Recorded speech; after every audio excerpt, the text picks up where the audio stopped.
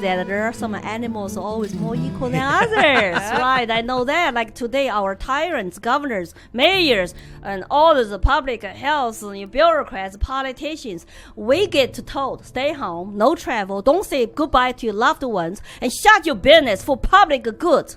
That's what they told us in China. It's always an excuse to take away your rights and liberty. It's for public good. It's for public health. It's for society's stability. And you're not a human being. You stay home. You must do this. You must do that. Do they have this authority to tell another human being? Those people are not gods. They're not angels. They're not even actually decent politicians. They're corrupted tyrants. And they tell me how to live my life here. That's like a hell no. Hell no. We need to march like the European people did last weekend, like the Greek people did last weekend.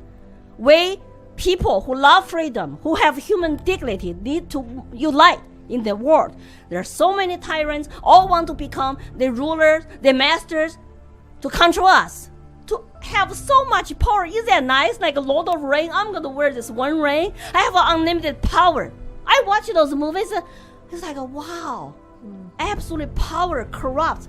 Absolutely. And what is wrong with Americans today who believe authority? If it sells you fear, you're gonna just lie down, live on your knees, and stay home, and shut your business. Government, give me some unemployment checks. Give me some stimulus. And now inflation is coming. It's like the largest increase on your taxes when inflation is so big. It hurts the working class. It hurts the poor. But they don't understand economics. How come our kids don't even study a book called Economics 101 that tells you they don't want you to become smart. They want to dumb down you. That's easy to sell you fear because you are free. If you're free, you stay home. Our people think, oh, you're just trying to scare us. We're not communist China. This is not communism. And it's about racial equity. It's about justice. I know their words. But I have lived through it. Lots of immigrants have lived through it. Look at the Cuban Americans, what they're saying. Look at the people who fled the former Soviet Union, what they're saying. We see the writings on the wall. We recognize the signs. We recognize the terms and tactics. When you do the diversity training now, it's like China's Cultural Revolution struggle sessions. You go to a room, you keep your head down, you look depressed, you apologize for being white, racist. If you don't even realize, oh, my parents actually told me, oh man, pretty equal, I guess I need to dig deeper. I have what you call hidden bias against people of color. Then you should denounce yourself. Then you should apologize.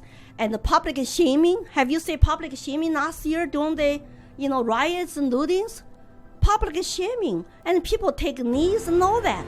It's like we still have maybe some time left to stop this train going down socialist communist path, but they are here. The train has started. It's gonna go down fast. If we don't educate our citizens and to be united to realize danger, horror, we're gonna go down that way. So that's why I'm calling for people to listen to immigrants like us who live through it, and we don't buy this whatever left is trying to sell us. Our citizens are not our enemies. They're not. Doesn't matter which party you belong to. You're independent, Democrat, Republican. It doesn't matter. It's the people who want to control us, dominate us, want to put a chain on our necks and the chains around our brain. You cannot even think. Those are our enemies. They will throw all of us, 99% of us, under the bus. Doesn't matter you are supporters or not. After Mao, all the people starving to death, Mao was such a supreme leader when people were starving to death because all the mayors, governors, all the leaders were appointed by the party, not elected by the people. So people were afraid to tell the truth. But if you tell the truth, like a COVID-19 cover-up or like this flooding, if you tell the truth, you might lose your job. So everybody trying to tell good news, never report bad news, never tell the truth. So nobody could stop him by the time he become like a godlike by starting the Cultural Revolution. So he purged his political enemies. You know what happened to that time, the Chinese president? He was house arrested. He died alone like a pig. alone on the floor.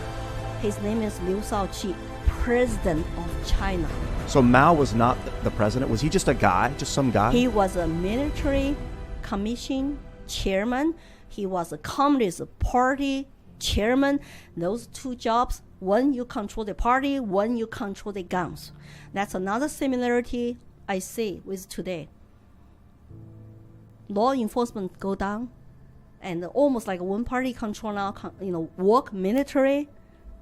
It's very dangerous. When people swear to defend U.S. Constitution and citizens' constitutional rights against the domestic enemy, foreign or domestic, and now you got to go through this so-called loyalty test, almost like you got to be active anti-racist. Do we have to play race card? So the anti-racist people today, I think they practice racism. It's all about your skin color. It's all about your race, but nothing about other stuff like individual character, your mind, diversity of ideas. No, it's all about race. So they are actually racist. But then you talk about the fascists. Antifa is supposed to be anti-fascist. But what do? Are they practicing actually fascism?